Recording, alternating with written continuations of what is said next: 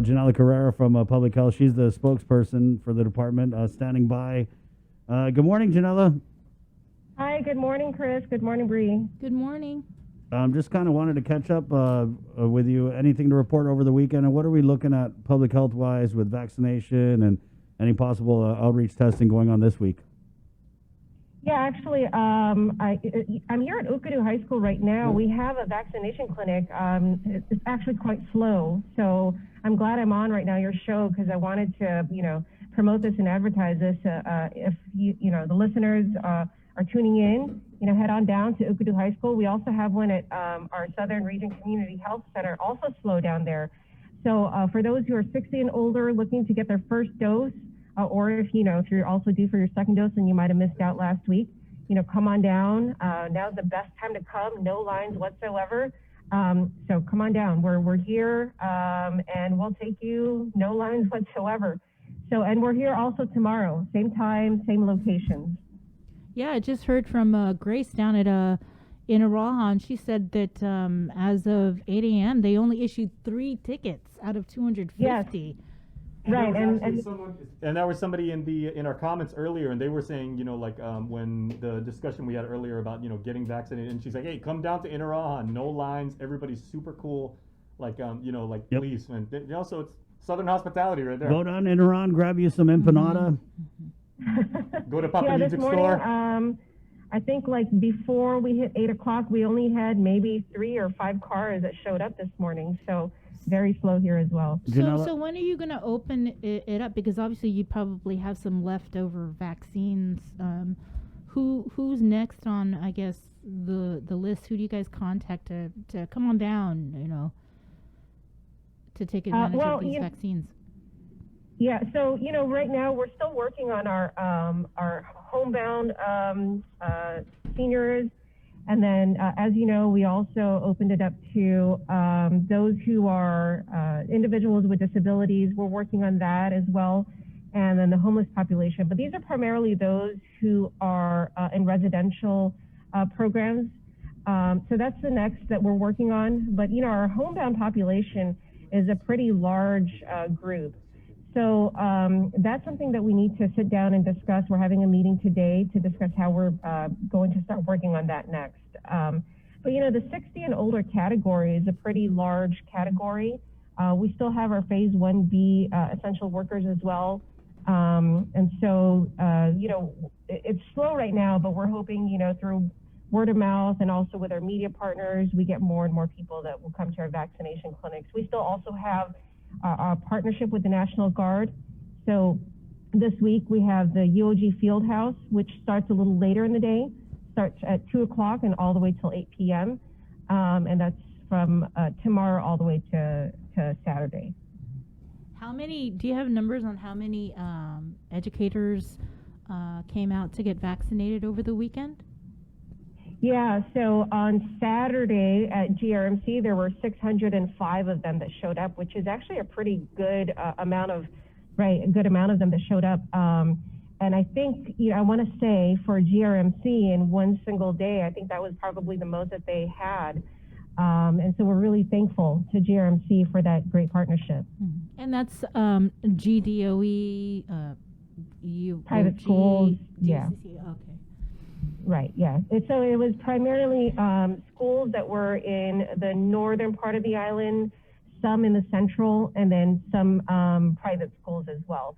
And then when we identify another vaccination clinic for schools, we'll probably target some of the more central and southern schools next. Real quickly, there was a Mary Jose Pablo on our Facebook. What time in Arahan open? It is open right now. Right. Right now, that's right. Yeah, so head on down. All right. And then, Janelle, if you could maybe clarify, daycare workers, are they able to go and get the vaccine today? Daycare workers, I'm not too sure if they're part of the DOE roles or private school or public school roles. I'll have to verify that. I'm not sure if that's something that we're going to I need to find out Right, with our team. I think Yeah. Dr. Cabrera had mentioned it this morning. He said child care, Yeah. daycare. Childcare would be part of the. Yeah. Yeah, there's not a lot. I can't imagine there being a lot of daycare workers, and they are open. Okay. So, but I'll definitely find out and get back to you on that. Do you have any information on any new community testing coming up? You know what? We were planning. We were talking about community outreach, community testing. We wanted to do something this week, but we realized that this week we have second dose clinics, people who are due for their second dose throughout this week. So it was kind of difficult to squeeze in a community testing this week. So we're trying to look for a week or a day where there isn't a second dose clinic or people who are due for their second dose due, and then we will open up a community testing on that day. So once we have or identify that day, we'll make an announcement for a second dose clinic. For a community testing. Is there anything we need to know about now? I think the president was having discussions about the COVID. What was it, Jason? The COVID prevention plan? A COVID plan he was rolling out with mayors. The national. I'm sorry. Could you repeat that? Sorry. No, the president, he even held a press conference yesterday, I believe, about the plans for COVID. Is it something you guys are monitoring, or should we anticipate any changes? Oh, okay. Yeah, so, what we know is that, of course, the president wants to increase the number of vaccinations. So, we're very excited about that. So, earlier, I think it was a few weeks ago, we did increase the request for vaccines. So we submitted that request, and we're just waiting to hear back from the federal government on that request. And we're hoping that, with the new administration and their advocacy for increase in vaccines, that we'll get a favorable response. So that's something we're working on. Just looking forward to working with the new administration on, support for vaccinations for COVID-19, whether it's funding and more support for vaccines. So, it's a fairly new administration, trying to see if we can get our introductions in place and then work from there. You mentioned something about a meeting today for Homebound, right? Because we did have the Mayor's Council of Guam President, Mayor P.D. Jesse Alec, mentioning about these new guidelines, or the guidelines that came out Friday regarding Homebound Manumco. And the initial deadline mayors had was a couple weeks ago to turn in the list of all the people that were homebound. And now they just got the guidelines, so a lot of the people that signed up as homebound aren't going to be able to get the vaccine. So is that kind of what that meeting is about today? That's part of it, and then also we wanted to discuss, because there I believe there's like over 2,000 people that are now on that list. And what we're finding is that some of them, although they may initially meet the criteria, what we really want to do is prioritize those who are bedbound and bedridden, those who really can't get out of bed, maybe can't even be in a wheelchair. And so we want to try to narrow down the list and prioritize those who are really frail and weak, can't make it to a vaccination clinic. And those who are able to, especially now that our lines are rather short, the wait times are short, those who are able to make it maybe perhaps in a wheelchair, encourage them to come to our vaccination clinics. Or perhaps we're even discussing the possibility of having some, maybe a mini pod, mini vaccination clinic, perhaps maybe at a senior center in one of the villages, where we can have some of the seniors get vaccinated there. That's something that we're going to try and see if we can discuss today. See if there's some logistics we can work out there. Those who are already registered, so that if and maybe work out a way where we can bus them to the senior centers and pick them up. So that's something that we're going to be discussing today, the possibility of doing something like that for the seniors who are already registered on the homebound list. So, because there are a lot of them. And what we're finding is that some of them, they might be able to make it to a vaccination clinic, for example, in a wheelchair. And just to give you an example, the listing does say, for example, if you meet the criteria, like for example, my grandmother, she might meet the criteria because she's unable to do certain things independently. She needs assistance eating or dressing or getting out of bed, and she needs to be in a wheelchair. So she might meet the criteria for homebound, but she can make it to a vaccination clinic in a wheelchair.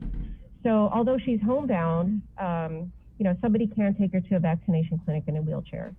So someone like her, we would encourage someone like her to come to a vaccination clinic and not wait for homebound, because there may be a delay.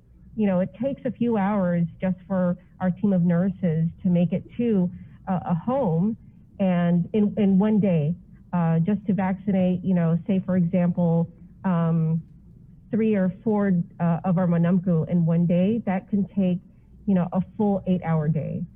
So imagine getting to, 2,000 people, that could take a pretty long time. So, what we want to really do is, maybe have some mini vaccination clinics where we can get some of our seniors in one location, or encourage those who are able to make it to a vaccination clinic, perhaps in a wheelchair, especially now where the wait times are very short. Yeah, Okay, I think it's just frustrating though, because people that did speak with their mayors and signed up for homebound, and then only to be told, weeks later, that no, get that wheelchair out there to Ukudu. Yeah, and then they thinking that they could have been vaccinated weeks ago if that was Right. the case. Yeah. Right, Is and this that's something totally that? understandable. Yeah. Okay, go ahead. So Right, basically, you right. guys No, are saying yeah. homebound. You don't really mean homebound necessarily. You mean Bedridden. bedbound, bedridden. Bedridden, right? Bedridden, bedbound, and there may have been some clarification needed there, and so that's why now we're really trying to work with our mayors and work with the community and our manamku as well. Initially when we had the first vaccination clinics with the long wait times, there were a lot of our manamku who just saw the long lines, weren't pleased with it, didn't want to wait, but now that we've gotten it down and improved our system, we've actually seen a lot of them who are in wheelchairs, seeing that, and through the word of mouth, saying, there's not a long wait time anymore. I'm just going to tell, my friend or my relative, just come on down. It's actually worth coming here instead of waiting for a homebound visit. Right. So the timeline, right? So you're saying that public health is going to try and do these satellite vaccination clinics for those who are receive a lot of care at home, not homebound anymore. What's the timeline on that? So our manamku listening can figure out if they should just up and go to Inaran or UOG or wherever now, or should they wait for the satellite clinic? Well, so, like I mentioned, if you think you're able to, if you have family members, a caretaker who can take you to a vaccination clinic, like for example, right now, it's very slow here at Ukudu. And no wait time. And if you have a caretaker, a family or a relative who can take you right now, you're in a wheelchair, you'll be in and out of here in less than an hour.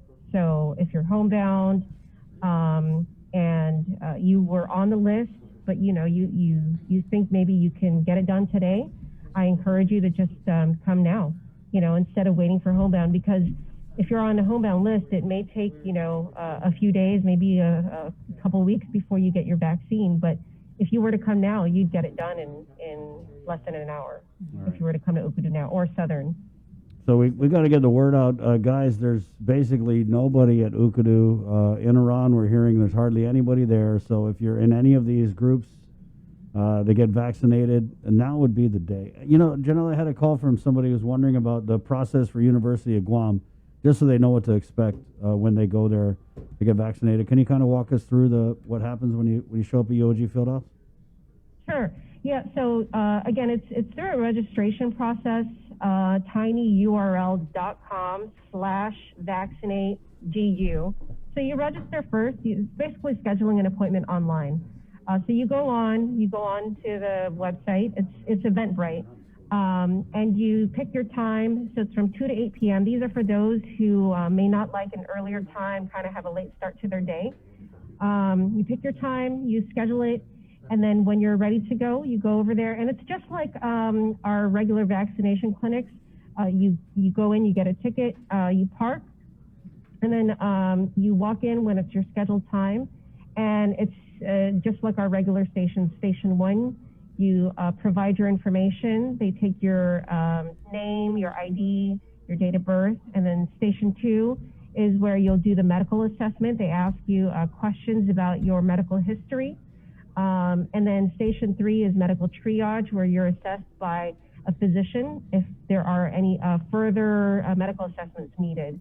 For example, if you have a history of allergies, hypertension, if you have diabetes or any of that. And then Station 4 is where you'll get the vaccine, the shot. And after Station 4, when you receive the vaccine, you go to Station 5, which is post-observation. Depending on your medical history, it's 15 minutes if you're just a perfectly healthy individual, no issues whatsoever. And then 30 minutes if you, for example, have allergies or any other medical issues, where you'll need that extra 15 minutes of observation.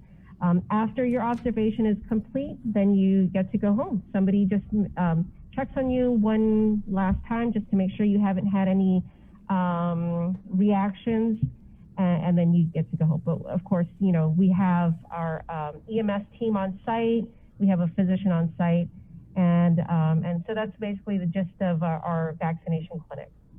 All right, thank you for that. I did want to did you have something else on vaccine?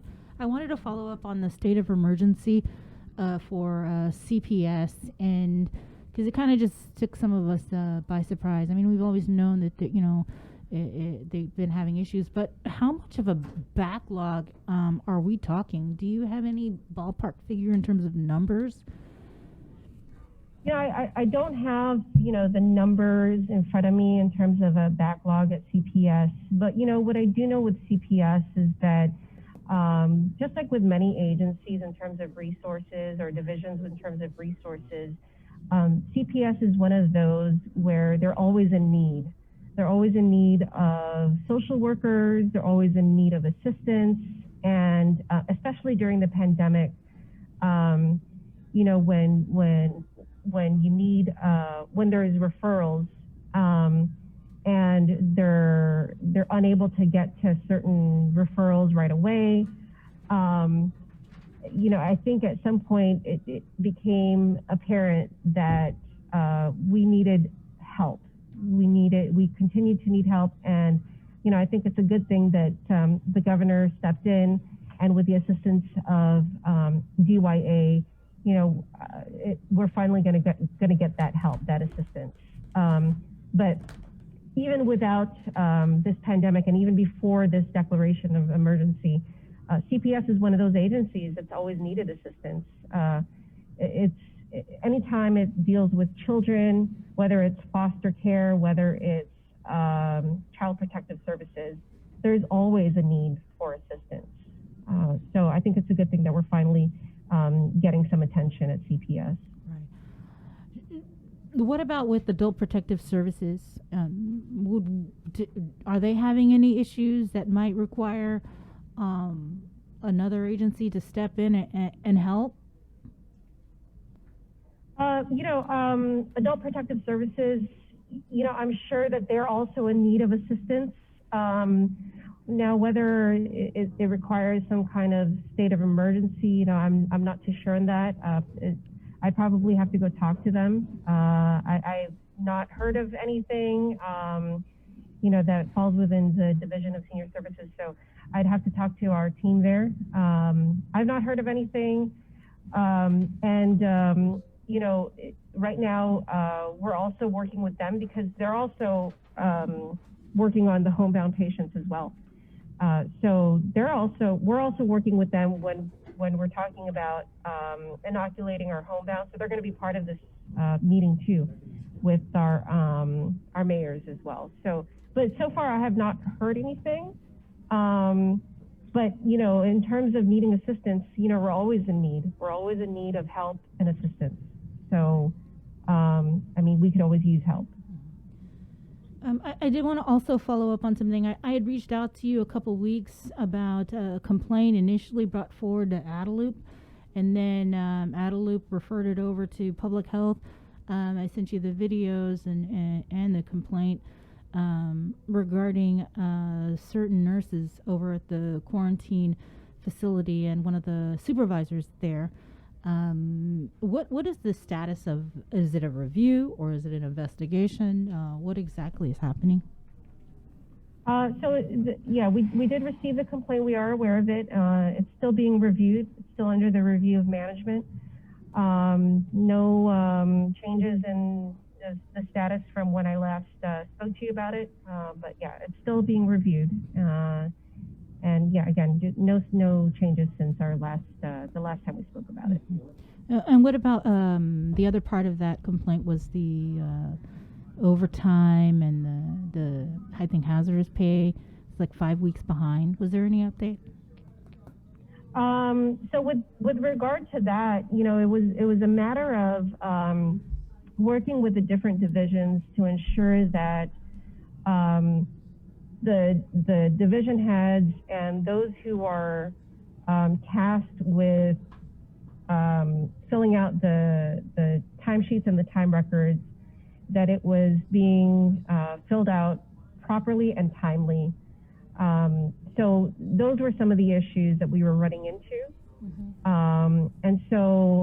At the time that I spoke to you and, I followed up with our division chief, our finance chief, we are working to make sure that all the division agency heads understood and worked with the different individuals involved, so that when they do fill out the time records and the different paperwork, that it was being properly documented, being properly filled out. Go ahead. I was just going to ask, what's the process? So you have a complaint being reviewed by management. Is that the normal process for any type of complaint? And then what happens after management reviews it and makes a determination about the validity of the complaint?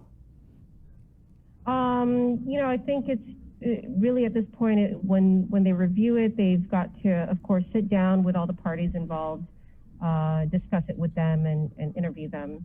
And then from there, it's really, the parties involved, they investigate, they discuss it, and then from there, it's a personnel issue at that point. So is it accurate to say it's under investigation? Because, you could play on words here. It's being reviewed, so it's under investigation? My understanding is it's under review. Okay. There was something that was said during a press conference last week for Airport Week when one of the reporters had asked the airport executive manager about the update on the rapid testing, and his response was something to the extent of, well, we can't use these Binax Now test kits. We have to go out and purchase these rapid test kits now. Do you have any information on why they're not able to use the Binax Now? Or is any other government agency using Binax Now? I'm not familiar with that. With regards to having to purchase the Binax test kits. No. He was mentioning that he would have to purchase rapid test kits. I didn't think it was that he had to purchase the Binax Now. Is it Binax Now? That's what they're called now. I forget. The Binax test kits. Because Okay. he was under the impression that he was going to be using the Binax, they were going to be using the Binax test kits, and then they received some sort of guidance or something that they would now have to purchase their own test kits. Oh, okay. Okay. Yeah, so, I'm assuming he means that if we were to run out of test kits, that they would have to purchase? So public health has given the airport Binax test kits? Um, my understanding is not at this time. We still have our Binax test kits, and those are the ones that we use whenever we have community testing. But in terms of purchasing, I'm just assuming here that he meant if we were to run out, that whatever they were to use, that whatever they would use would have to be purchased. So, unless we continue to be provided by the CDC, because that's where we get our test kits, that they would have to be purchased at that point. They're rather cheap. They're like $5 a test. But, we do continue to ask for more test kits. We do have a supply of 50,000 less whatever we've been using for community testing. And we continue to use them for community testing. We are in discussions, like, for example, with GHRA. We have discussed the possibility of using them, not just at community testing, but even like at the airport or as I mentioned, with GHRA. So there are many ways that we've discussed possibly using the Binax test kits. So, but I'm not too familiar with what the airport executive manager mentioned in terms of having to purchase.